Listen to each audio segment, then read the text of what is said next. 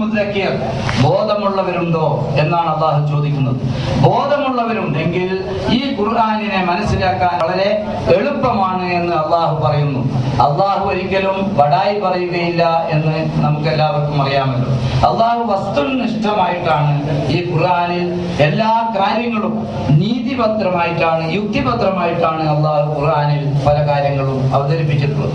അപ്പോൾ വൽ ഖുർആനിൽ ഹകീം, ഖുർആൻ യുക്തിപത്രമാണ്, യുക്തിരഹിതമല്ല. യുക്തിയിൽ അധിഷ്ഠിതമായിട്ട് മാത്രമേ ഈ ഖുർആനിനെ നാം മനസ്സിലാക്കാൻ പാടുള്ളൂ. യുക്തിയല്ലാത്ത മനുഷ്യർക്ക് മാത്രമാണ് അള്ളാഹു ലോകത്ത് ധാരാളം ജീവജാലങ്ങളെ അള്ളാഹു സൃഷ്ടിച്ചിട്ടുണ്ടെങ്കിലും മനുഷ്യർക്ക് മാത്രമായിട്ടാണ് അള്ളാഹു യുക്തി എന്ന ഏറ്റവും സവിശേഷമായ ഗുണങ്ങൾ, യുക്തി എന്ന സവിശേഷമായ ഗുണം മനുഷ്യർക്ക് മാത്രമായി അള്ളാഹു പ്രദാനം ചെയ്തിട്ടുള്ള ഒരു കാര്യമാണ്. അതുകൊണ്ട് തന്നെ നിങ്ങൾ ഖുർആനിലേക്ക് പ്രവേശിക്കുകയാണെങ്കിൽ, അഥവാ ഖുർആൻ യുക്തിഭദ്രമായതാണ്, യുക്തിരഹിതമല്ല, യുക്തിയിൽ അധിഷ്ഠിതമായിട്ട് മാത്രമേ നിങ്ങൾ ഈ ഖുർആനിനെ മനസ്സിലാക്കാൻ പാടുള്ളൂ എന്നാണ് അള്ളാഹു പറയുന്നത്. അതുകൊണ്ട് തന്നെ തുലാസ് എന്ന് പറയുമ്പോൾ കേവലം നാം തൂക്കിക്കണക്കാക്കുന്ന തുലാസ് അല്ല ഖുർആൻ പറയുന്നത്. ഖുർആൻ പറഞ്ഞ തുലാസ്, ആ തുലാസ് നീതി എന്ന ആശയത്തിലേക്കാണ് ഖുർആനിൽ പറഞ്ഞിട്ടുള്ള ആ ത്രാസിന്റെ ആശയതലത്തിലുള്ള പരമോന്നതമായ അർത്ഥം അതിലൂടെയാണ് നമുക്ക് മനസ്സിലാക്കാൻ സാധിക്കുന്നത്.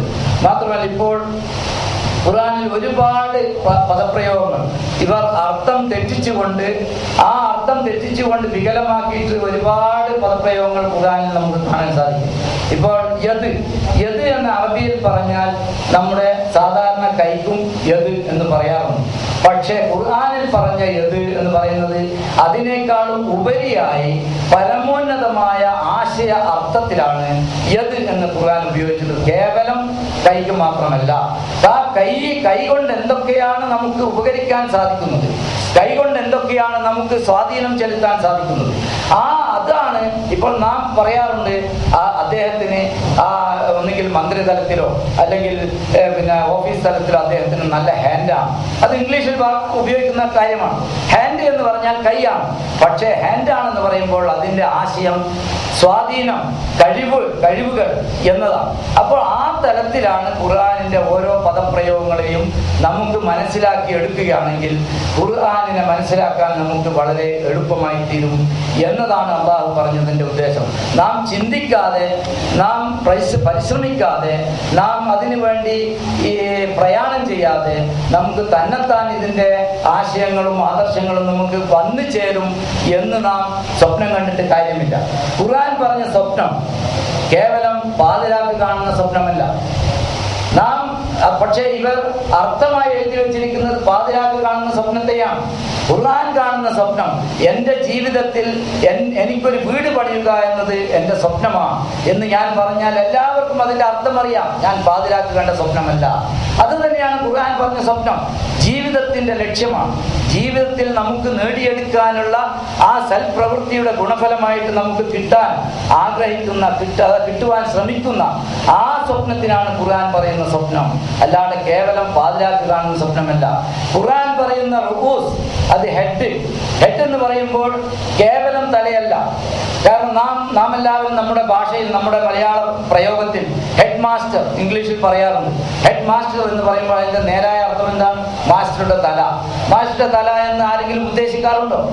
ഇല്ല. എന്താണ് അതിന്റെ ഉദ്ദേശം? അതിന്റെ ആശയതലം എന്താണ്? അതിന്റെ പരമോന്നത അർത്ഥം എന്താണ്? മാസ്റ്റർമാരുടെ തലവൻ. ആ തല എന്ന പ്രയോഗം ഉണ്ടെങ്കിലും തലവൻ എന്ന ആശയം അതിൽ ഉൾക്കൊള്ളുന്നു.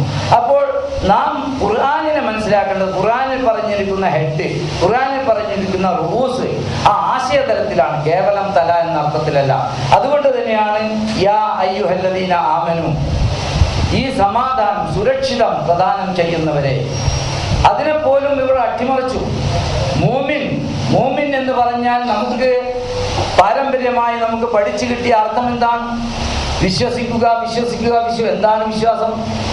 അത് കേവലം നമ്മ അന്ധമായിട്ട് ഇങ്ങനെ നാവ് കൊണ്ട് ഉരുവിട്ട് പോവുകയാണെന്നല്ലാതെ അതിൻ്റെ അന്തർലീനമായിട്ടുള്ള അതിൻ്റെ ആശയതലം നമുക്ക് മനസ്സിലാക്കി തരുന്നില്ല. അപ്പോൾ ഖുർആൻ പറയുന്ന മൂമിൻ എന്ന് പറഞ്ഞാൽ ഏതുപോലെ മുഅല്ലിം, ഇൽമ് അറിവ്, മുഅല്ലിം ഈ അറിവ് പഠിപ്പിക്കുന്നവൻ എന്നാണ്.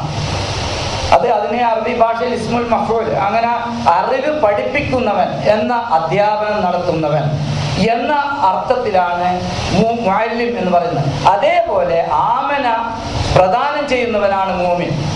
ആമന പ്രദാനം ചെയ്യുന്നവനാണ് മൂമിൻ.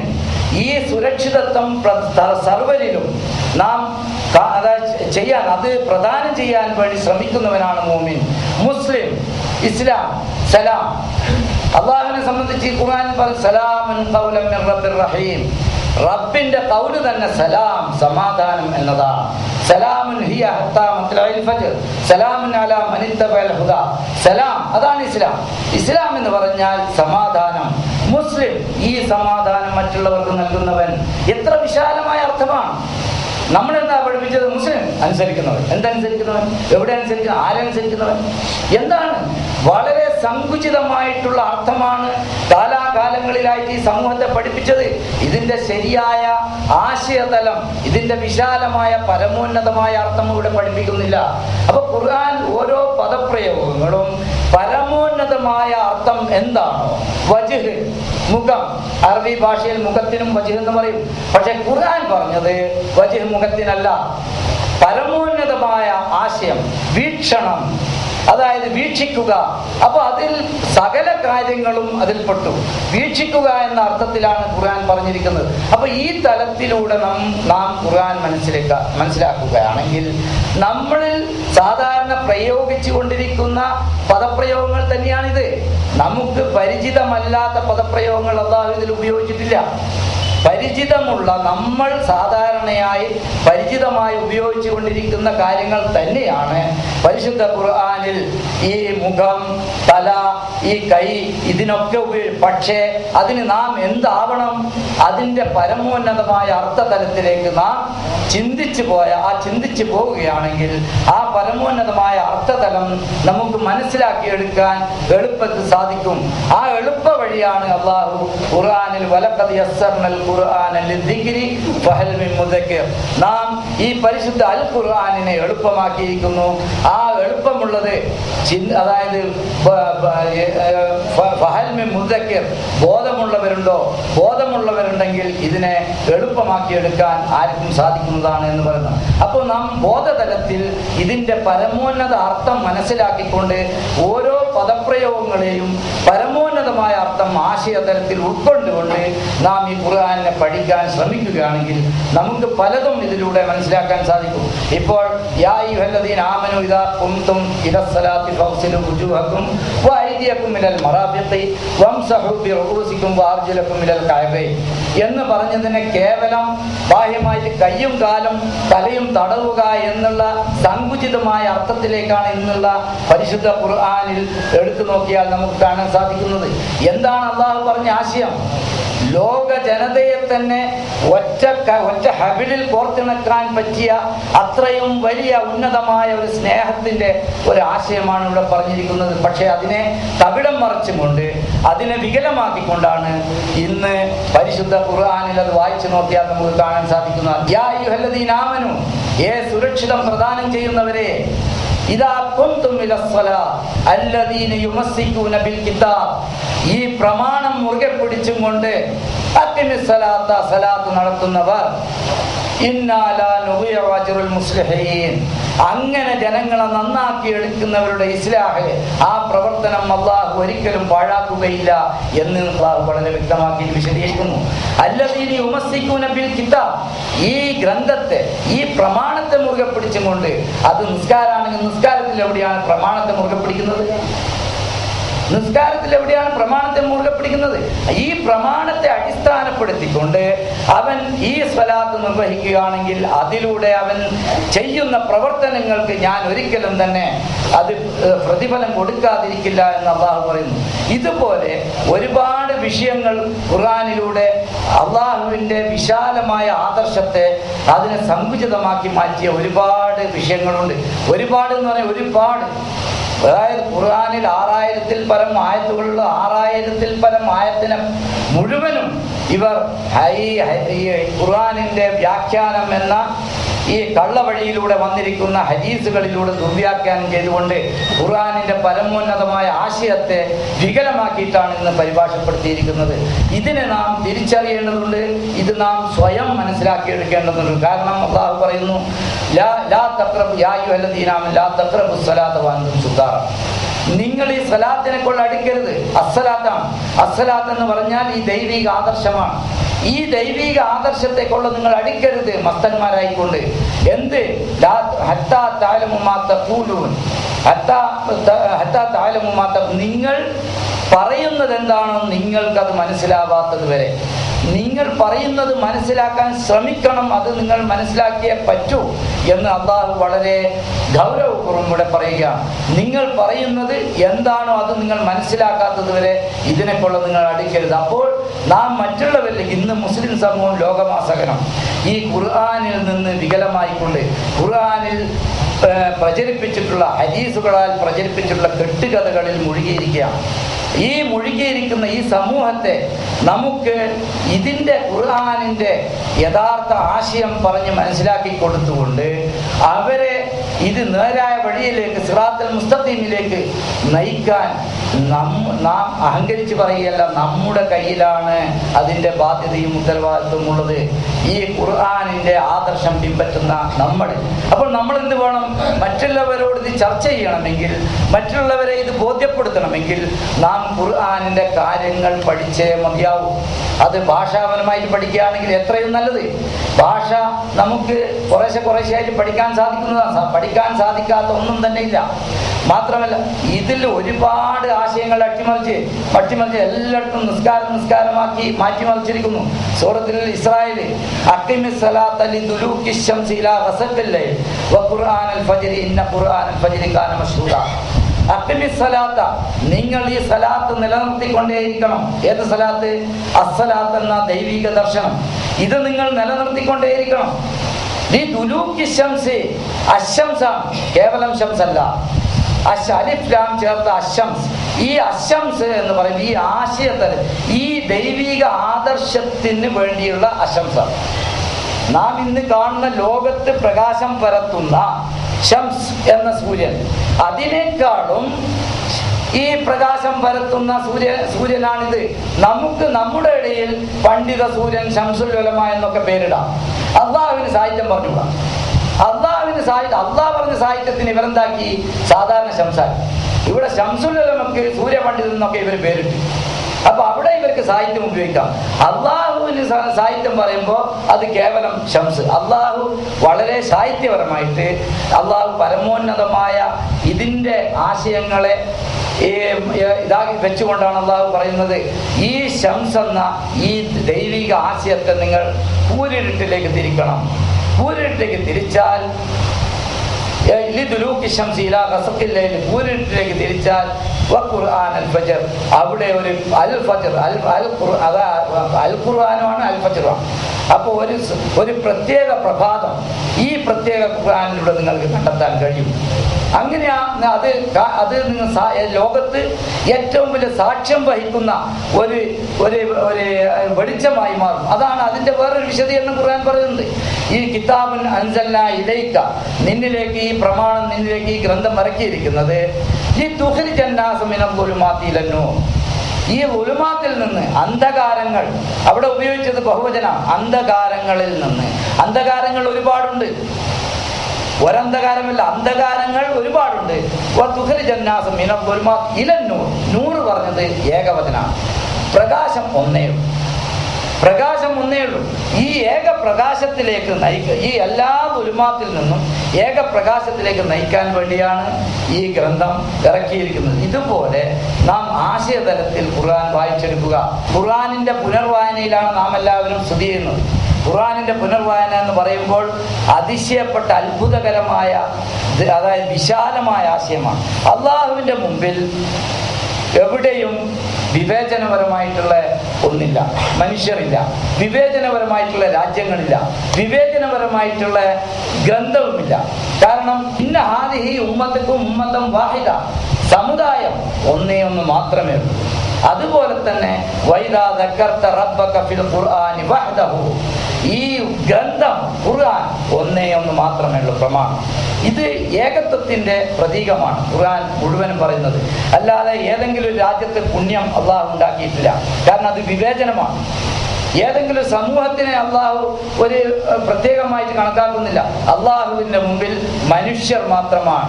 ആരാണോ സൽപ്രവൃത്തി ചെയ്യുന്നത്, ആരാണോ സമാധാനം സ്ഥാപിക്കുന്നത്, ആരാണോ മറ്റുള്ളവർക്ക് സുരക്ഷിതം സ്ഥാപിക്കുന്നത്, അവന് ഒരു പ്രത്യേക ഒരു പരിഗണന ദൈവത്തിന്റെ മുമ്പിൽ ഉണ്ടാവും തീർച്ചയായും. അതാണ് അള്ളാഹു ഈ സൂറത്ത് അൽ കഹ്ഫിന്റെ അവസാനത്തിൽ പറയുകയുണ്ടായി, വമൻ യർജു ലിഖാ റബ്ബിഹി ഫൽയഅമൽ അമലൻ സാലിഹൻ.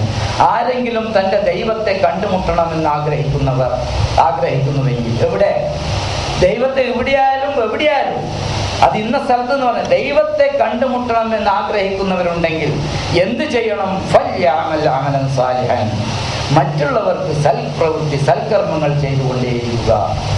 വലാ യുശ്രിക് ബിഇബാദത്തി റബ്ബിഹി അഹദ, തൻ്റെ ദാസ്യ ജീവിതത്തിൽ അതായത് ദൈവത്തിന് വിധേയനാകുന്നതിൽ മറ്റൊന്നിനെയും പങ്കുചേർക്കാതിരിക്കുക.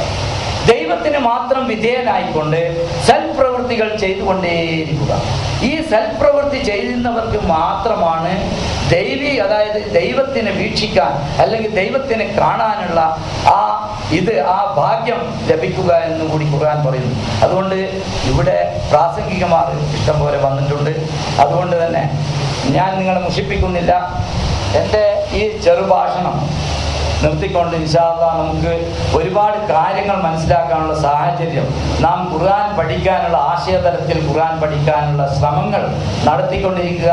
നാം മറ്റുള്ളവർക്ക് ഈ ഖുർആനിൻ്റെ യഥാർത്ഥ സത്യം, ആ ഖുർആനിൻ്റെ യഥാർത്ഥ വെളിച്ചം നാം മറ്റുള്ളവർക്ക് പകർന്നു കൊടുക്കാൻ നാം സ്വയം അത് ആർജിച്ച് പഠിക്കുവാൻ ശ്രമിക്കുകയും ചെയ്യുക എന്ന് പറഞ്ഞുകൊണ്ട് ഞാൻ എൻ്റെ ചെറുഭാഷണം അവസാനിപ്പിക്കുന്നു. അസ്സലാമു അലൈക്കും. വേദിയിലും സദസ്സിലുമുള്ള ബഹുമാന്യരെ, ഞാനിന്ന് രാവിലെ സുഹൃത്തുക്കളൊന്ന് ട്രെയിനിൽ വരുമ്പോൾ ഒരു പത്രം വായിക്കാൻ കിട്ടിയപ്പോൾ അതിൽ വായിച്ച ഒരു സംഭവം, ഒരു കൊച്ചു ആർട്ടിക്കിൾ ഞാൻ ഓർക്കുകയാണ്. അതിൽ പറയുന്നു, ഒരു ചെറുപ്പക്കാരൻ മൊബൈൽ ഫോൺ ഇങ്ങനെ വ്യാപകമാകുന്നതിന് മുമ്പത്തെ കാലത്ത് ഒരു ബൂത്തിൽ കയറിയിട്ട് ആർക്കോ ഫോൺ ചെയ്തു. ഈ ബൂത്തുകാരൻ ഇയാൾ സംസാരിക്കുന്നത് കേൾക്കുന്നു. ഇയാൾ അപ്പുറത്ത് വിളിച്ചിട്ട് പറയാണ്, ഞാൻ നിങ്ങളുടെ വീട്ടിലെ പെയിന്റിന്റെ ജോലി എനിക്ക് തരണം. അപ്പൊ അപ്പുറത്തുനിന്ന് തിരിച്ചു പറഞ്ഞു, ഇല്ല അത് ഞാൻ വേറൊരാൾക്ക് കൊടുത്തുപോയി, നിങ്ങൾക്ക് തരാൻ ബുദ്ധിമുട്ടുണ്ടെന്ന് പറഞ്ഞു. ഇയാൾ പറഞ്ഞു, ഞാൻ അവരെക്കാളും നന്നായി ചെയ്യാം, അവരെക്കാളും വില കുറച്ച് ചെയ്യാം, കൃത്യമായി ചെയ്യാം. കുറെ അയാൾ സംസാരിച്ചു നോക്കി. അപ്പുറത്തുള്ള മറുപടി, നിങ്ങൾ എന്ത് പറഞ്ഞാലും ഞാൻ ഇപ്പൊ ജോലി ഏൽപ്പിച്ചിരിക്കുന്ന ആളെ എനിക്ക് വിശ്വാസമാണ്, അയാൾ വളരെ നന്നായി ജോലി ചെയ്യുന്ന ആളാണ്, നേരത്തെ എന്റെ ജോലി ഞാൻ അവരെ ഏൽപ്പിച്ചിട്ടുണ്ട്, നന്നായി അയാൾ ആ ജോലികളൊക്കെ ചെയ്തിട്ടുണ്ട്. അതുകൊണ്ട് നിങ്ങൾ എത്ര പറഞ്ഞാലും ഞാൻ നേരത്തെ കൊടുത്ത ആളെ മാറ്റാൻ ഉദ്ദേശിക്കുന്നില്ല. ആ മാറ്റാൻ ഉദ്ദേശിക്കാത്തത് എന്റെ വാക്കിന്റെ സ്ഥിരത കൊണ്ടല്ല, ഞാൻ ഏൽപ്പിച്ച ആളുടെ ജോലിയിലുള്ള ആത്മാർത്ഥതയും അയാളുടെ ക്വാളിറ്റിയും കൊണ്ട് മാത്രം ഞാൻ അയാളെ മാറ്റാൻ ഉദ്ദേശിക്കുന്നില്ല എന്ന് പറഞ്ഞു. ഈ ചെറുപ്പക്കാരൻ സന്തോഷത്തോടു കൂടി ഫോണും വെച്ചിട്ട് ഫോണിന്റെ കാശും കൊടുത്ത് പോകുമ്പോൾ ബൂത്തുകാരൻ പറഞ്ഞു, ഞാൻ നിങ്ങൾക്ക് ഒരു ജോലി തരുന്നതാണ്, എനിക്കൊരു ജോലിയല്ലേ വേണ്ടേ, ഞാൻ തരാമെന്ന് പറഞ്ഞു. ചെറുപ്പക്കാരൻ പറഞ്ഞു, ഇല്ല എനിക്ക് ഒഴിവില്ല. അപ്പൊ പിന്നെ നിങ്ങൾ ഇത്രയും സമയം ജോലിക്ക് വേണ്ടി ചോദിച്ചതോ, അതെന്തിനാന്ന് ചോദിച്ചു. അയാൾ പറഞ്ഞു, അപ്പുറത്ത് ഞാൻ വിളിച്ചയാള് ജോലി ഏൽപ്പിച്ചിരിക്കുന്നത് എന്നെ തന്നെയാണ്, എന്നെ കുറിച്ച് അയാൾക്കുള്ള മതിപ്പ് അഭിപ്രായം എന്താണെന്ന് അറിയാൻ വേണ്ടി ഞാൻ ചെയ്ത ഒരു തന്ത്രമാണത്. ചിരിക്കാൻ തോന്നും, പക്ഷേ എനിക്ക് ആ ചെറുപ്പക്കാരനില് സത്യത്തിൽ ഒരു യഥാർത്ഥ മുസ്ലിമിനെയാണ് കാണാൻ കഴിയുന്നത്. കാരണം ഒരു യഥാർത്ഥ മുസ്ലിം എപ്പോഴും തന്റെ പ്രവർത്തനങ്ങളെയും തന്റെ വിശ്വാസങ്ങളെയും തന്റെ അറിവുകളെയും വിലയിരുത്താനും ആവശ്യത്തിനനുസരിച്ച് അപ്ഗ്രേഡ് ചെയ്യാനും തയ്യാറുള്ള ഒരാളായിരിക്കണം. പലപ്പോഴും ഞാൻ എൻ്റെ പല സുഹൃത്തുക്കളും പല പണ്ഡിതന്മാരും പറഞ്ഞു കേട്ടിട്ടുണ്ട്, പുതിയൊരാശയം കിട്ടുമ്പോൾ അല്ലെങ്കിൽ ഒരാശയം നൂറ്റാണ്ടുകളായി സമൂഹത്തിൽ നിലനിൽക്കുന്ന ഒരു ആശയം. അവരെന്താ പറയാ? ഞാനത് 20 കൊല്ലം മുമ്പേ ഞാൻ അത് തന്നെയാ പറഞ്ഞത്. 20 കൊല്ലം മുമ്പേ ഞാൻ അത് തന്നെയാ പറഞ്ഞത്. ഇന്നും ഞാൻ അത് തന്നെ പറയുന്നു. ഒരു മാറ്റവും ഇല്ല. എന്നാൽ കഴിഞ്ഞ വർഷം പറഞ്ഞ ഒരു അഭിപ്രായം ഈ വർഷത്തെ ഒരു പുതിയ അറിവിന്റെ, ശരിയായ ഒരു അറിവിന്റെ അടിസ്ഥാനത്തിൽ മാറ്റിയ ഒരാളെ നമ്മൾ അവസരവാദി എന്ന് വിളിക്കും. ചിന്തിച്ചു നോക്കണം. കൊട്ടിഘോഷിക്കപ്പെടുന്ന അബൂബക്കർ സിദ്ദീഖ് ഈ കണക്കിന് ഒരു അവസരവാദിയായിരുന്നിരിക്കണം. കാരണം മുഹമ്മദ് എന്ന പ്രവാചകൻ ഒരു നന്മ, ഒരു സത്യം മുമ്പോട്ട് വെച്ചപ്പോ താൻ ഇത്രയും നാളും വിശ്വസിച്ചിരുന്ന എല്ലാ പ്രമാണങ്ങളെയും തള്ളിക്കൊണ്ട് പുതിയതിനെ സ്വീകരിക്കാൻ ആ മനുഷ്യൻ തയ്യാറായത് കൊണ്ടാണ് ഇതിവിടെ നിലനിൽക്കുന്നത് എന്ന് മനസ്സിലാക്കണം. എന്നാൽ ഇന്ന് ഒരുപക്ഷെ ഈ ഓഡിറ്റോറിയത്തിനകത്ത് നിൽക്കുന്ന എല്ലാവരും നേരിടുന്ന ഒരു വലിയ പ്രശ്നം ഈ കെട്ടി നിൽക്കുന്ന ആശയങ്ങളെ തടുത്ത് അതിനെ മറികടക്കാൻ കഴിയുന്നില്ല എന്നതാണ്. ഒരു പരിധി വരെ 2-3 തലങ്ങളിൽ ഇത് മറികടക്കാൻ നമുക്ക് ബുദ്ധിമുട്ടുകളുണ്ട്. ഞാനെപ്പോഴും എൻ്റെ മുമ്പിലിരിക്കുന്നവരോട് സംസാരിക്കാനാണ് എനിക്കിഷ്ടം. മുമ്പിലിരിക്കുന്നവരെ കരുവാക്കിക്കൊണ്ട് പുറത്തു നിൽക്കുന്നവരോട് സംസാരിക്കാൻ എനിക്ക് താല്പര്യമില്ല. അതുകൊണ്ട് ഞാൻ പറയുന്നത് നിങ്ങളോട് തന്നെയാണ്. ഞാൻ വിമർശിക്കുന്നെങ്കിൽ നിങ്ങളെയും എന്നെയും തന്നെയാണ്. കുറ്റപ്പെടുത്തുന്നത് നമ്മളെ തന്നെയാണ്. മറ്റാരെയും കുറ്റപ്പെടുത്തിയിട്ട് ഒരു കാര്യമില്ല. അതാണ് എന്റെ വിശ്വാസം. നിങ്ങളൊക്കെ വെറുത്താലും എനിക്കത് ചെയ്യാൻ അറിയും. ഇവിടെ കെട്ടി നിൽക്കുന്ന ആശയത്തെ മറികടക്കാൻ ഭയപ്പെടുന്നവരോ അവരോട് എനിക്ക് പറയാനുള്ളത്, ഒരു ഭയപ്പാടും നമുക്ക് ആവശ്യമില്ല. കാരണം കെട്ടി നിൽക്കുന്നത് എപ്പോഴും ചീഞ്ഞു നാറുന്നതായിരിക്കും. ഒഴുകിക്കൊണ്ടിരിക്കുന്നതിനാണ്, മാറി മാറി വരുന്നതിനാണ് എപ്പോഴും തനിമയുണ്ടാവുക, പുതുമയുണ്ടാവുക. അതിന്റെ സത്ത അതിലാണ് നിറഞ്ഞു നിൽക്കുക. കെട്ടി നിൽക്കുന്നതിൽ മാലിന്യങ്ങൾ ഉണ്ടാവും. അപ്പൊ ആരെങ്കിലും ഞാൻ 20 വർഷം മുമ്പേ, 2 നൂറ്റാണ്ട് മുമ്പേ, 10 നൂറ്റാണ്ട് മുമ്പേ ഇത് തന്നെയാണ് പറഞ്ഞത് എന്ന് പറയുന്നെങ്കിൽ മനസ്സിനകത്തെങ്കിലും പറയാൻ കഴിയണം, നിന്റെ വാതിലുകൾ, നിന്റെ മനസ്സിന്റെ വാതിലുകൾ ഖതമല്ലാഹു അലാ ഖുലൂബിഹിം എന്ന് പറഞ്ഞില്ലേ, ആ വാതിലുകൾ തുറന്നിടാനുള്ള ഒരു കൊച്ചു പ്രയത്നമെങ്കിലും നിന്നിൽ നിന്നുണ്ടാവണം എന്ന് പറയാൻ നമുക്ക് കഴിയണം. ഞാൻ പറയട്ടെ, ഞാനിവിടെ ഒരിക്കലും ഒരു പ്രഭാഷണത്തിനോ പ്രസംഗത്തിനോ തയ്യാറെടുത്ത് വന്നതല്ല.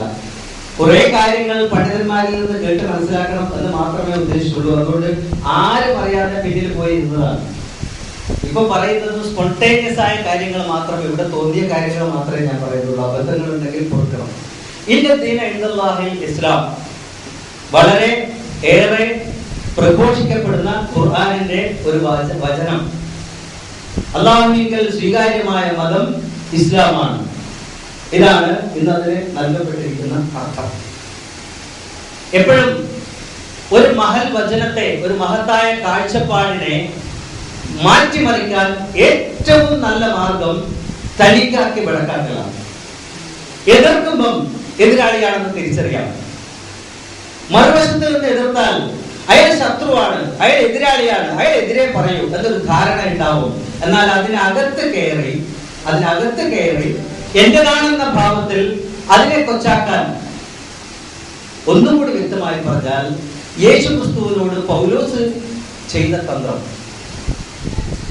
യേശു മരിക്കുന്നത് വരെ യേശുവിനെ തൂക്കിലേറ്റാൻ എതിരാളിയായി നിന്നുകൊണ്ട്, മറുപക്ഷത്തിന്റെ നേതാവായി നിന്നുകൊണ്ടിരുന്ന പൗലോസ് യേശു മരിച്ചു കഴിഞ്ഞ മാസങ്ങൾക്കകം ഞാൻ യേശുവിന്റെ അനുയായിയാണെന്ന് പറഞ്ഞ് കൂടെ വന്നിട്ട് ആദ്യം പറഞ്ഞത് യേശുവിനോട് പ്രാർത്ഥിക്കണം. യേശുവിനോട് പ്രാർത്ഥിക്കുക വളരെ എളുപ്പമാണ്. യേശു ജീവിതം മുഴുവൻ ചെലവഴിച്ചത് ദൈവത്തെയും മനുഷ്യനെയും വേർതിരിച്ച് കാണിക്കാനാണ്. മനുഷ്യൻ എത്ര ഉത്തമനായാലും, മനുഷ്യന്റെ ആശയങ്ങൾ എത്ര ഉന്നതമായാലും, ദൈവത്തോടോ ദൈവത്തിന്റെ ആശയത്തോടോ കിടപിടിക്കുന്നതാവില്ല എന്ന് തെളിയിക്കാനാണ് യേശു ജീവിതം മുഴുവൻ ചെലവഴിച്ചത്. എന്നാൽ 2 മാസം കൊണ്ട് അതേ യേശുവിനെ കൂട്ടുപിടിച്ചുകൊണ്ട്, അതേ യേശുവിനോട് പ്രാർത്ഥിക്കണമെന്ന് പറഞ്ഞുകൊണ്ട് അതിനെ അട്ടിമറിക്കാൻ പൗലോസ് ഉപയോഗിച്ച തന്ത്രം യേശുവിന്റെ അനുയായിയായി മാറുക എന്നതാണ്. ഒരുപക്ഷെ ചരിത്രത്തിന്റെ ഏതെങ്കിലും ഇടനാഴിയിൽ മുഹമ്മദിന്റെ വ്യവസ്ഥിതിക്കും ഇത് സംഭവിച്ചിട്ടുണ്ടോ എന്ന് പരിശോധിക്കാനുള്ള ബാധ്യത നമുക്കുണ്ട്. ആ ബാധ്യത ഏറ്റവും കൂടുതലുള്ളവരാണ് വളരെ ലാഘവത്തോടെ എന്റെ മുമ്പിൽ ഇരിക്കുന്നത് എന്ന് പറയുമ്പോൾ എനിക്ക് അല്പം സങ്കടമുണ്ട്. കാരണം ഇത്ര ലാഘവത്തോടെ ഇരിക്കുന്നവരല്ല നമ്മൾ. ഇത്ര ലാഘവത്തോടെ ഇരിക്കാൻ പാടില്ല. മനസ്സിലാക്കണം, ഭൂമിയിൽ ധാരാളം പ്രശ്നങ്ങളുണ്ട്. ഒരു സെക്കൻഡ്, ഞാൻ പറഞ്ഞു തുടങ്ങിയ എങ്ങനെ അങ്ങ് പറഞ്ഞു പോകും. അത് അതുകൊണ്ടല്ലേ ചോദിച്ചത്. സമയം മറികടക്കരുതെന്ന് താല്പര്യമുണ്ട്. ഓക്കെ, എന്നാലും എളുപ്പത്തിൽ നിർത്താം. ഭൂമിയിൽ ധാരാളം വ്യവസ്ഥിതികളുണ്ട്. നമുക്കറിയാം, കമ്മ്യൂണിസം ഉണ്ട്, സോഷ്യലിസം ഉണ്ട്, ഗാന്ധിസം ഉണ്ട്, ക്യാപിറ്റലിസം ഉണ്ട്, ധാരാളം ഇസങ്ങളുണ്ട്. ഭൂമിയിൽ 100,000 പ്രശ്നങ്ങളുണ്ട്. സാമ്പത്തിക പ്രശ്നങ്ങളുണ്ട്, വർഗീയ പ്രശ്നങ്ങളുണ്ട്, അതുപോലെ ഉച്ചനീചത്വങ്ങളുണ്ട്, ധാരാളം അസമാധാനങ്ങളുണ്ട് ഭൂമിയിൽ മുഴുവൻ. ഈ അസമാധാനങ്ങളെ ഇല്ലാതാക്കാൻ വേണ്ടി ഭൂമിയിലുള്ള മുഴുവൻ പണ്ഡിതന്മാരും മുമ്പോട്ട് വെക്കുന്ന വ്യവസ്ഥിതികളിൽ എവിടെയെങ്കിലും ഇസ്ലാം ഉണ്ടോ എന്നൊന്ന് ചിന്തിക്കണം. നമ്മളെല്ലാവരും മുമ്പോട്ട് വെക്കപ്പെടുന്ന വ്യവസ്ഥിതികളിൽ കമ്മ്യൂണിസം ഉണ്ട്, സോഷ്യലിസം ഉണ്ട്, ക്യാപിറ്റലിസം ഉണ്ട്, ഗാന്ധിസം ഉണ്ട്. ഭാരതത്തിന്റെ സ്വാതന്ത്ര്യ സമരത്തിന് വേണ്ടി ഗാന്ധിജി നയിച്ച പടപ്പുറപ്പാടുകളെ മാത്രം ഗാന്ധിജി ഒരു ഇസം ഉണ്ടാക്കിയിട്ടില്ല. ഗാന്ധിജിയുടെ പ്രവർത്തനങ്ങളെ ഗാന്ധിജിക്ക് പുറകെ വന്നവർ ഇസ്ലാമിലെ മദ്ഹബുകളെ പോലെ പിന്നീട് ഒരു ഇസം ഉണ്ടാക്കിയെടുത്തതാണ്. ആ ഇസം പോലും ഭൂമിയിലുള്ള പ്രശ്നങ്ങൾക്ക് ഒരു ബദലായി മുമ്പോട്ട് വെക്കപ്പെടുമ്പോൾ ഇസ്ലാം മാത്രം എന്തുകൊണ്ട് മുമ്പോട്ട് വെക്കപ്പെടുന്നില്ല? വളരെ ഗൗരവതരമായ ഒരു ചോദ്യവും ചിന്തയുമാണിത്. ആ ചിന്തയിലേക്ക് ശ്രദ്ധ ക്ഷണിക്കാനാണ് ഞാൻ ഉദ്ദേശിക്കുന്നത്. ഇസ്ലാം, അല്ലാഹു ഒരു ശങ്കയുമില്ലാത്ത വിധം പറഞ്ഞു കഴിഞ്ഞു. ദൈവത്തിങ്കൽ അഥവാ ദൈവത്തിന്റെ അടുത്തേക്ക് എത്തിക്കുന്നത്, അഥവാ ദൈവം ആഗ്രഹിക്കുന്നത്, ഭൂമിയിൽ നടന്നു കാണാൻ ആഗ്രഹിക്കുന്നത് ഇസ്ലാം സമാധാനമാണ്. ദീൻ മനുഷ്യന്റെ പ്രവർത്തന ശൈലി, മനുഷ്യൻ സമാധാനത്തിൽ ഊന്നിയ പ്രവർത്തന ശൈലിയിൽ ഭൂമിയിൽ ജീവിക്കുന്നത് കാണാനാണ് ദൈവത്തിന് ഇഷ്ടം എന്ന് ദൈവം പറഞ്ഞു. ഭൂമിയിലുള്ള മുഴുവൻ അസമാധാനങ്ങൾക്കുമുള്ള മറുപടിയാണിത്. ഇത് ഉയർത്തി കാണിക്കാൻ മുസ്ലിങ്ങൾ എന്ന് പറയുന്നവർ പരാജയപ്പെട്ടു. അവിടെ ഇന്ന് ഈ ഹാളിനകത്ത് കൂടിയിരിക്കുന്നവർ ഏറ്റെടുത്തിരിക്കുന്ന ദൗത്യം എത്രത്തോളം വലുതാണെന്ന് ചിന്തിക്കണം എന്നാണ് ഞാൻ പറയുന്നത്. ഈ ദൗത്യമാണ് നമ്മുടെ മുമ്പിലുള്ളത്. കേരളത്തിൽ അങ്ങോളം ഇങ്ങോളമുള്ള അല്പം ചില ഇസ്ലാമിനകത്തെ അവാന്തര വിഭാഗങ്ങൾ എന്ന് അവർ തന്നെ ഓമന പേരിട്ട് വിളിക്കുന്ന കുറെ ആൾക്കാരെ തിരുത്തലല്ല നമ്മുടെ ഡ്യൂട്ടി. അവരെ തിരുത്തൽ നമ്മുടെ പണിയല്ല. നമ്മൾ ആ കാര്യത്തിൽ അല്പം കൊച്ചായി പോകുന്നുണ്ടോ എന്നൊരു സംശയം കൊണ്ടാണ് ഞാൻ പറയുന്നത്. ഞാൻ കേരളത്തിൽ ഉള്ള എല്ലാ അവാന്തര വിഭാഗങ്ങളുടെയും യോഗങ്ങൾ കേൾക്കാൻ പോകാറുണ്ട്, മൂലക്ക് പോയി ഇരിക്കാറുണ്ട്. എല്ലാ പ്രസംഗങ്ങളും ഞാൻ കേൾക്കാറുണ്ട് ധാരാളം. ഞാൻ കേട്ടിരിക്കുന്ന പ്രസംഗങ്ങളിൽ 99.9% മറുവശത്തിനെ കളിയാക്കാൻ ഉപയോഗിക്കുന്ന പ്രസംഗങ്ങളാണ്. മറുവശത്തെ കളിയാക്കാനാണ് അവരുടെ സമയവും അവരുടെ വാഗ്ധോരണിയും അവരുടെ കായിക ശേഷിയും എല്ലാം കളയുന്നത്. പറഞ്ഞുകൊണ്ട് ഞാൻ കഴിഞ്ഞ തവണ കേരളത്തിൽ സംഘടിപ്പിക്കപ്പെട്ട 3 ഇസ്ലാമിക സമ്മേളനങ്ങൾക്ക് 150 കോടി രൂപ ചെലവഴിച്ചു എന്നാണ് ഞാൻ കേട്ടത്. എത്രത്തോളം ശരിയെന്ന് എനിക്കറിയില്ല. ഓരോ എണ്ണത്തിനും ഡയറക്റ്റ് എക്സ്പെൻസ് 25 കോടിയും അതിലേക്ക് ആൾക്കാരെ കൊണ്ടെത്തിക്കാനുള്ള ഒരു 25 കോടി വേറെയും, അങ്ങനെ 3 എണ്ണം 150 കോടി. ഈ 150 കോടിയും ചെലവഴിച്ചിരിക്കുന്നത്, അതിന്റെ 99.9% ചെലവഴിച്ചിരിക്കുന്നത് ദൈവത്തിന്റെ വ്യവസ്ഥ പ്രചരിപ്പിക്കാൻ വേണ്ടിയല്ല, മറുപക്ഷത്തെ കളിയാക്കാൻ വേണ്ടി മാത്രമാണ്. അങ്ങോട്ട് നമ്മൾ പോയി പോകുന്നുണ്ടോ എന്ന് ചിന്തിക്കണം. കളിയാക്കാൻ ഉയർത്തപ്പെടുന്ന ഓരോ ശബ്ദവും ഒരു കാര്യം ഓർക്കുന്നത് ഒന്നാണ്. പണ്ടൊരു കപ്പൽ യാത്രയില് കടലിലൂടെ കപ്പൽ പോയിക്കൊണ്ടിരിക്കുമ്പോൾ 3-4 മാസങ്ങൾക്ക് ശേഷം അവർക്ക് ഒരു സിസ്റ്റം ഉണ്ട്. എല്ലാ രാത്രിയിലും ഓരോ ഉദ്യോഗസ്ഥന്റെ അടുത്ത് ഒരു പുസ്തകം വരും, ലോഗ് ബുക്ക് എന്നാണ് അതിനെ പറയുക. കപ്പലിൽ ജോലി ചെയ്ത പലരും ഉണ്ടെങ്കിൽ അറിയാം, ഇത് ഞാൻ കഥയല്ല പറയുന്നത്, സംഭവമാണ്.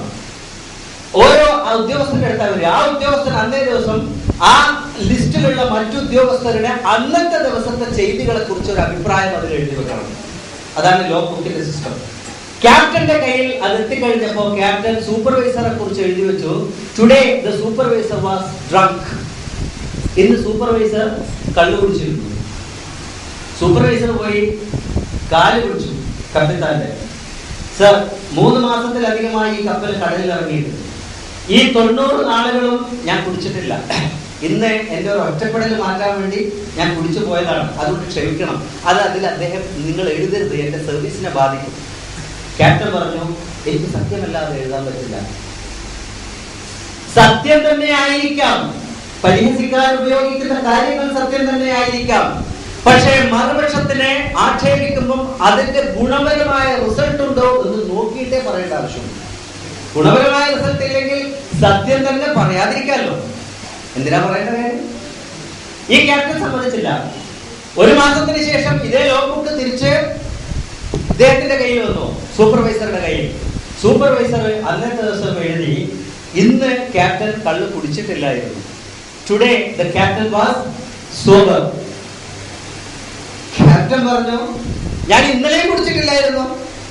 ഈ സൂപ്പർവൈസർ പറഞ്ഞു, അത് എഴുതുന്ന കാര്യം എനിക്കില്ല, എനിക്ക് ഇന്ന് കുടിച്ചിട്ടില്ല എന്നേ എഴുതുള്ളൂ. അല്ല, നീ ഇന്ന് കുടിച്ചിട്ടില്ല എന്ന് എഴുതിയാൽ അതിന്റെ അർത്ഥം ഞാൻ ഇന്നലെ കുടിച്ചിരുന്നു എന്നാവാമല്ലോ. ആവാം, ആയിക്കോട്ടെ, എനിക്കെന്താ. ഇതാണ് കളിയാക്കലുകൾ. മനസ്സിലാക്കണം. നമ്മൾ ഒരു നാവിൽ അങ്ങോട്ട് കളിയാക്കുമ്പോൾ 10 നാവിൽ തിരിച്ചു പറയും. അത് സത്യമാവണമെന്നില്ല. ചിലപ്പോൾ സത്യം തന്നെയാണെങ്കിലും അർദ്ധസത്യങ്ങളും ചില സത്യങ്ങളും അസത്യത്തെക്കാൾ ദോഷം ചെയ്യുന്നതായിരിക്കും. വിളിച്ച് പറയപ്പെടാൻ പാടില്ലാത്ത ചില സത്യങ്ങൾ. അതുകൊണ്ട് ആ കാര്യത്തിൽ നമുക്കൊരു സൂക്ഷ്മത ഉണ്ടാകുന്നത് നല്ലതാണ് എന്നാണ് എനിക്ക് പറയാനുള്ളത്. ഇവിടെ ഞാൻ അവതരിപ്പിക്കാൻ ഉദ്ദേശിക്കുന്നത് ഇസ്ലാം എന്ന വ്യവസ്ഥിതിയെ കുറിച്ചാണ്. ഇന്ന് ഇസ്ലാമിനെ സത്യത്തിൽ എല്ലാവരും കൂടി ചേർന്നിട്ട് അതിനൊരു ജാതിയാക്കി മാറ്റിയിരിക്കുകയാണ്. ഞാനെങ്ങനെ മുസ്ലിമായി? ഞാനൊരു മുഹമ്മദിന്റെ മകനായി ജനിച്ചതുകൊണ്ട് മുസ്ലിമായി. അല്ലാതെ ഒരു കാരണവുമില്ല എനിക്ക് പറയാൻ. ഒരു കാരണവുമില്ല എനിക്ക് പറയാൻ. ഞാനെങ്ങനെ ദൈവത്തിന്റെ വ്യവസ്ഥയിൽപ്പെട്ടു? ദൈവത്തിന്റെ ഗ്രന്ഥം പഠിച്ചോ? ഇല്ല. ഞാൻ എങ്ങനെ മറ്റു വ്യവസ്ഥിതികളെ മറികടന്നുകൊണ്ട് ഈ വ്യവസ്ഥിതിയാണ് ലോകത്തിന് ആവശ്യമെന്ന് തീരുമാനിച്ചു? മറ്റു വ്യവസ്ഥിതികളെ പഠിച്ചോ? ഇല്ല. ഇസ്ലാം എന്തൊക്കെ കൈകാര്യം ചെയ്യുന്നു, ഖുർആൻ എന്തൊക്കെ കൈകാര്യം ചെയ്യുന്നു? ഞാനൊരു കൊച്ചു ചോദ്യം നിങ്ങളുടെ മുമ്പിൽ ഇട്ട് തരട്ടെ. ആർക്കൊക്കെ അറിയാം? നമ്മുടെ മുമ്പിൽ ഇരിക്കുന്ന എത്ര പേർക്ക് അറിയാം? ദിവസം 5 നേരം നമസ്കരിക്കുന്ന എത്ര പേർക്ക് അറിയാം? ആ ചോദ്യം പുറത്തു ചോദിക്കില്ല. ആ നമസ്കാരം തെറ്റാണെന്ന് മനസ്സിലാക്കി മുമ്പിലിരിക്കുന്ന എത്ര പേർക്കറിയാം? ഖുർആൻ ഏത് വിഷയമാണ് കൈകാര്യം ചെയ്യുന്നത്?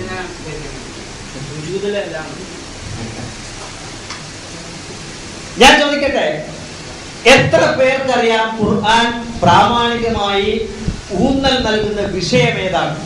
അത് മനസ്സിലാക്കാതെ നമുക്ക് എങ്ങനെ ഈ കാര്യം മുമ്പോട്ട് പോകാൻ പറ്റും? ഇവിടെ എനിക്ക് തൊട്ട് മുമ്പ് പ്രസംഗിച്ച മാന്യദേഹം സൂചിപ്പിക്കുന്നത് ഞാൻ കേട്ടു.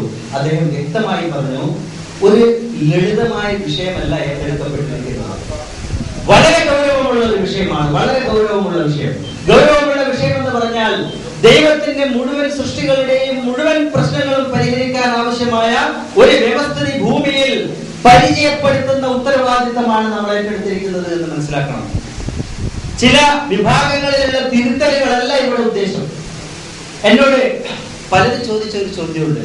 ചില ഹൈദരാബാദിൽ നിന്ന് ഒരാൾ ഫോൺ ചെയ്ത് എന്നോട് ചോദിച്ചു, നമസ്കരിക്കുന്നത് കൊണ്ടല്ല ദോഷം, ധാർമ്മികമായ ചില മൂല്യങ്ങൾ ഖുർആൻ മുമ്പോട്ട് വെക്കുന്നു. ആ മുമ്പോട്ട് വെക്കുന്ന മൂല്യങ്ങളെ നടത്തുന്നതോടൊപ്പം നമസ്കരിക്കുന്നതുകൊണ്ട് എന്താ ദോഷം? എന്താ ദോഷം? വളരെ നിഷ്കളങ്കവും ഒരുപക്ഷെ നിരുപദ്രവ്യമായ ഒരു ചോദ്യമാണെന്ന് നമുക്ക് തോന്നാം. പക്ഷേ എനിക്ക് തോന്നുന്നു പൗലോസ് യേശുക്രിസ്തുവിനോട് ചെയ്ത ചതിവ് ഈ സമൂഹത്തോട് ചെയ്യാൻ വേണ്ടി എടുത്ത അടവാണ് ഈ അനുഷ്ഠാന കർമ്മങ്ങൾ. ഓരോ പാത്രത്തിനും ഒരു കപ്പാസിറ്റി ഉണ്ട്. അതേപോലെ തന്നെ മനുഷ്യന്റെ ശരീരത്തിനും മനുഷ്യന്റെ മനസ്സിനും ഉണ്ട് ഒരു കപ്പാസിറ്റി. മനുഷ്യന്റെ മനസ്സിന്റെ കപ്പാസിറ്റി എന്ന് പറയുന്നത് നിരന്തരമായി ഏതുമായി നാം ബന്ധപ്പെട്ടിരിക്കുന്നോ അങ്ങോട്ട് ചാഞ്ഞു പോകും. പുതുതായി നമ്മൾ ഭൂമിയിൽ നട്ട ഒരു ചെടി പോലെ, ആ ചെടി നമ്മൾ ഇരുട്ടത്ത് കൊണ്ട് നട്ടാൽ ഏത് മൂലയിലാണോ നമ്മൾ വെളിച്ചം കാണിച്ചു കൊടുക്കുന്നത്, സ്ഥിരമായി വെളിച്ചം തുറന്നു കൊടുക്കുന്നത്, ആ ഭാഗത്തേക്ക് അത് ചാഞ്ഞു പോകും. ഇതുപോലെയാണ് മനുഷ്യന്റെ മനസ്സ്. ദിനേന എന്നോണം നൈരന്തര്യത്തോടെ ഏതിലേക്കാണോ മനുഷ്യന്റെ ശ്രദ്ധയൂന്നുന്നത് അതിലേക്ക് അവന്റെ മനസ്സ് ചായും. ഇവിടെ 5 നേരം ഒരു കാര്യം ചെയ്യിച്ചുകൊണ്ട് മനുഷ്യന്റെ മനസ്സിനെ അതിൽ കെട്ടിയിടുക നിരുപദ്രവിയാണ്. ദൈവത്തെ സ്മരിക്കുകയല്ലേ ചെയ്യുന്നത്. ആണ് എത്ര നേരം? 5 നേരം 25 മിനിറ്റ്. ബാക്കി 23 മണിക്കൂർ 35 മിനിറ്റോ അത് ഒഴിവാക്കുക എന്നൊരു കർത്തവ്യമാണ് സത്യത്തിൽ ഇവിടെ നിർവഹിക്കപ്പെടുന്നത് എന്ന് മനസ്സിലാക്കേണ്ടതുണ്ട്. യഥാർത്ഥത്തിൽ ദൈവത്തിന്റെ കാഴ്ചപ്പാടിൽ ദൈവത്തിനെ സ്മരിക്കേണ്ടത് സമയബന്ധിതമായിട്ടല്ല. ഒരു തവണ ദലൈലാമയോടാണെന്ന് തോന്നുന്നു ഒരാൾ ചോദിച്ചു, ഭക്തി എന്താണെന്ന് പറഞ്ഞു തരാമെന്ന് ചോദിച്ചു. വളരെ സിമ്പിളായ ഒരു ഉത്തരം അദ്ദേഹം പറഞ്ഞു. നമ്മൾ തഖ്വ എന്ന് പറയുമല്ലോ. എന്താണ് അതിന് ഉത്തരം? എനിക്ക് തോന്നുന്നു ഒരു പക്ഷെ നമ്മളാരും അങ്ങനെ അത്രയൊന്നും ആഴത്തിൽ ആലോചിച്ചിട്ടില്ല. ദലൈലാമ ഉടനെ മറുപടി പറഞ്ഞു, നിന്റെ ബുദ്ധിക്ക് തിരിച്ചറിവുണ്ടായ നാൾ തൊട്ട് നീ എന്നാണോ ദൈവത്തെ തിരിച്ചറിഞ്ഞത്, ആ നിമിഷം തൊട്ട് മരണം വരെ ദൈവവുമായി അണമുറിയാത്ത ഒരു വൈകാരിക മാനസിക ബന്ധം, അതിനെയാണ് ഭക്തി എന്ന് പറയുന്നത്. ദൈവത്തെ നീ തിരിച്ചറിഞ്ഞ നിമിഷം തൊട്ട് നീ മരിക്കുന്നത് വരെ ഊണിലും ഉറക്കത്തിലും ദൈവവുമായുള്ള മാനസികവും വൈകാരികവുമായ ഒരു ബന്ധം, അതാണ് ഭക്തി. എന്താ ഇതിന്റെ ഗുണം? ഇതിന്റെ ഗുണം, നീ കച്ചവടത്തിൽ ഇറങ്ങിയാലും, നീ തൊഴിലിനിറങ്ങിയാലും, നീ ഏത് പ്രൊഫഷനിലായാലും, ആരോട് ഇടപെട്ടാലും, കുടുംബത്തിലായാലും പുറത്തായാലും, നീ എന്ത് ചെയ്യുമ്പോഴും ദൈവം നിന്റെ മുമ്പിൽ വെച്ചിരിക്കുന്ന വ്യവസ്ഥിതിക്ക് യോജിക്കുന്നതാണോ എന്ന് ചിന്തിക്കാൻ നീ ബാധ്യസ്ഥനായി മാറും. ആ നൈരന്തര്യം തുടർന്നാൽ അതിനുള്ള ബാധ്യത നിനക്കുണ്ടായി മാറും. എന്നാൽ 5 നേരം മാത്രം ദൈവത്തെ സ്മരിച്ചാലോ? ഞങ്ങൾ സാധാരണ കച്ചവടക്കാരുടെ ഇടയിൽ തമാശ പറയാറുണ്ട്. ബാങ്ക് കേട്ടാൽ എല്ലാ കള്ളങ്ങളും നിർത്തിവെച്ചിട്ട് നേരെ നിസ്കരിക്കാൻ പോകും. തിരിച്ചു വന്നിട്ട് വീണ്ടും അത് തന്നെ തുടങ്ങും. ബാങ്ക് കേട്ടാൽ ഒന്ന് പോകും. ആ 5 മിനിറ്റ് നേരത്തേക്ക് മാത്രം മുസ്ലിം.